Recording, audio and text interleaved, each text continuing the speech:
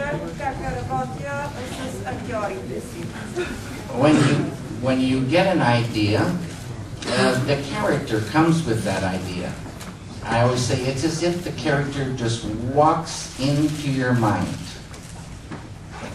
Когато възникне някаква идея при мене, тази идея винаги идва заедно с персонажа. Бих казала, че персонажът просто влиза в съзнанието ми.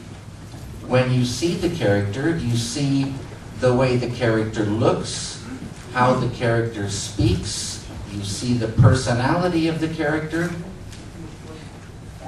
И когато човек види този персонаж, той вижда как изглежда, той как говори, той каква е неговата личност.